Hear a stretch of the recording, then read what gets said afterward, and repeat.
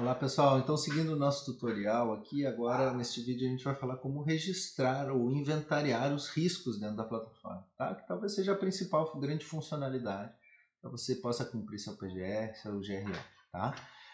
Antes disso, é sempre interessante que você não esqueça que é legal que você clique, né? Selecione a empresa a qual você está trabalhando neste momento e registrará os riscos.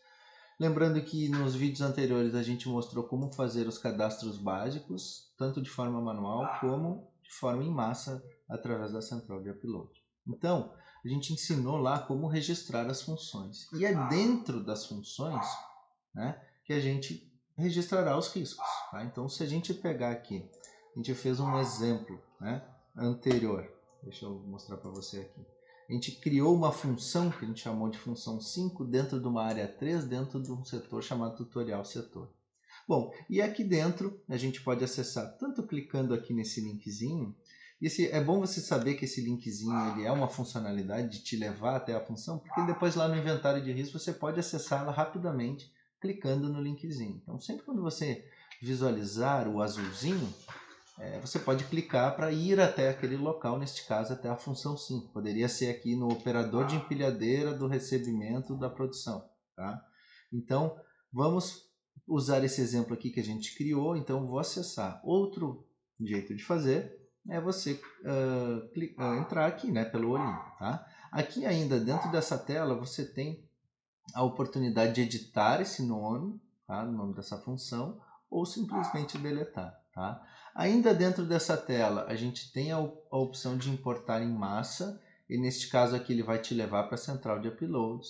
A gente tem a possibilidade, como eu já mostrei, de adicionar a função manualmente. A gente tem a possibilidade de gerar um relatório em formato de PGR de cada uma dessas funções, ou de todas elas, se a gente clicar aqui, né, ou selecionar aqui, mas a gente volta nesse assunto.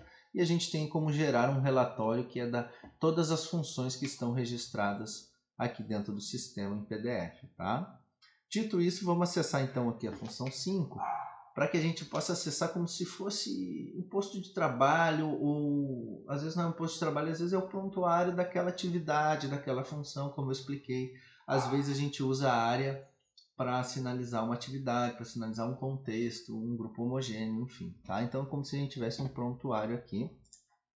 E a gente hoje, agora nesse papo, a gente vai mostrar como registrar os riscos. Lembrando que a nossa ferramenta ela não tem só os riscos ergonômicos, ela tem a possibilidade de registrar os riscos outros, que a gente chama físico, químico, biológico, mecânico, de acidentes. Tá?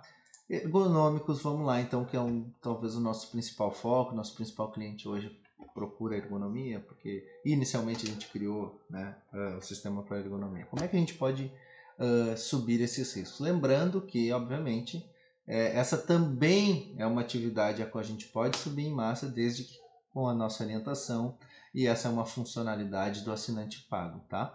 O assinante free ele tem a possibilidade de gerar um risco apertando simplesmente nesse botão. Então, ao apertar no botão, ele vai te perguntar qual é o tipo de risco que você quer gerar. Eu vou seguir no ergonômico, então vou continuar. Tá? Aqui ele vai então me perguntar, né, que são as categorias de risco que a gente criou dentro do sistema. Que risco é esse? Ele é biomecânico, ele é cognitivo, ele é organizacional, ele é das variáveis ambientais ou mobiliário e equipamento. Então eu vou escolher biomecânico.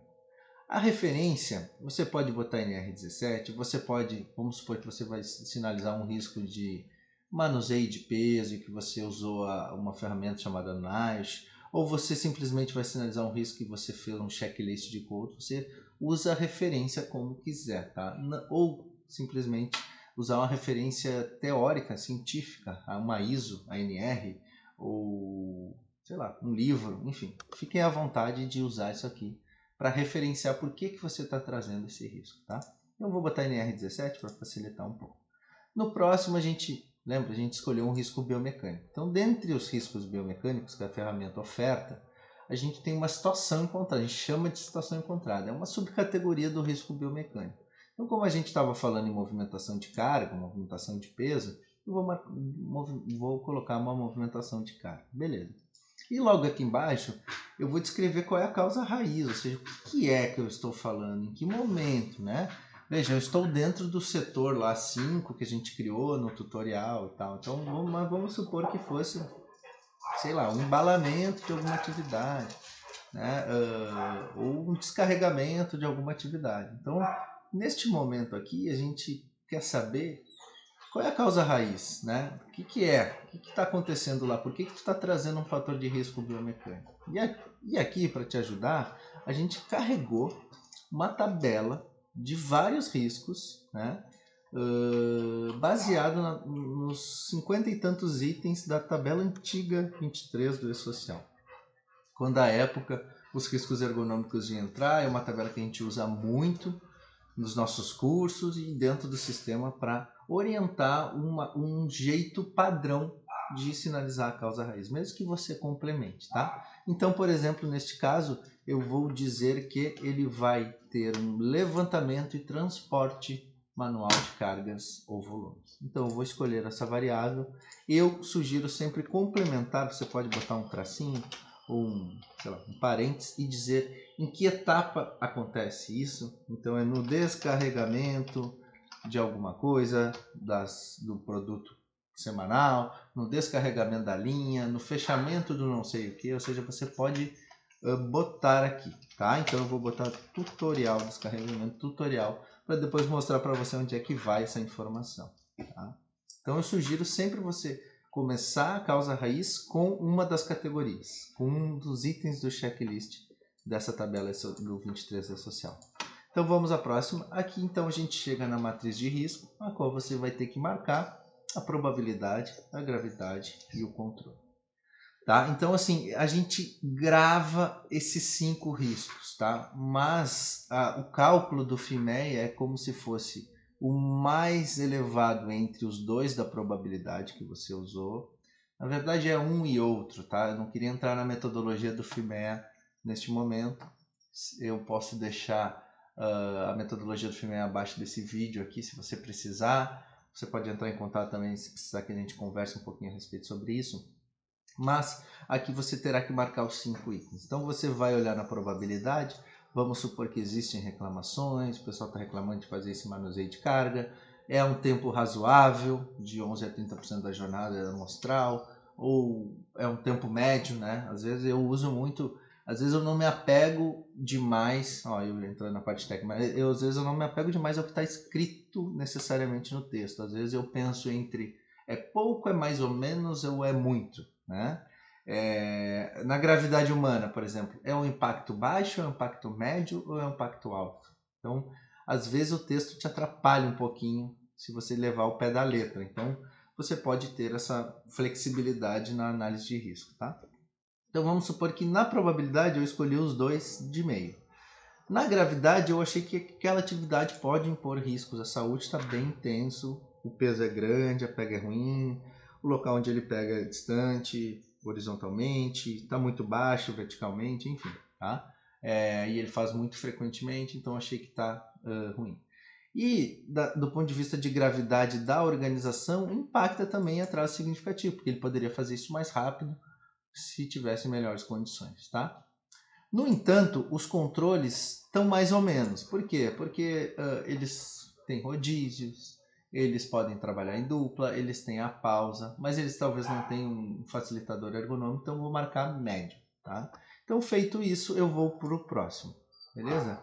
Aqui a gente vai descrever a eliminação, né? Escrever o que deveria ser feito para eliminar. Por exemplo, adquirir um braço peso zero que possa pegar a caixa, uma empilhadeira que possa facilitar a altura do pallet ao qual ele tem que manusear, enfim, tem uma série de medidas que poderiam ser feitas. Reduzir o peso da caixa, usar outro tipo de caixa, melhorar, enfim, pode ser 1 milhão de coisas que a gente pode descrever aqui para eliminar, tá? E a gente pode ter a oportunidade ainda dessa eliminação se a gente marcar se ela teria custo ou não, custo direto, tá?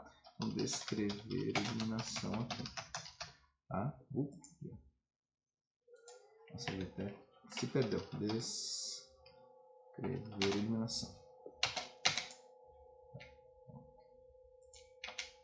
Tá? Então a gente diz que sim, vai ter custo essa solução, tá?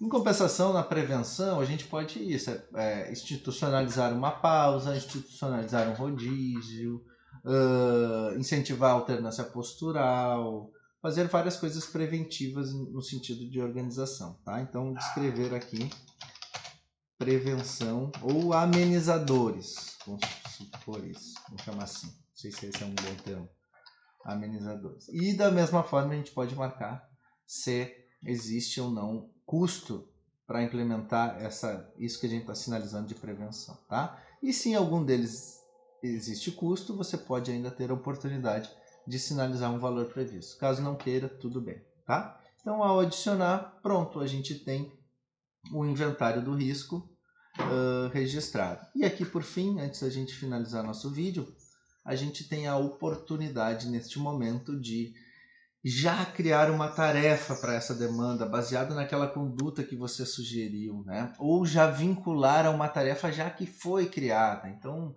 às vezes você está sinalizando um risco num outro setor, cuja conduta é um treinamento, que você já está gerenciando esse treinamento de outros setores, você pode botar junto, ou seja, eu posso vincular a uma tarefa.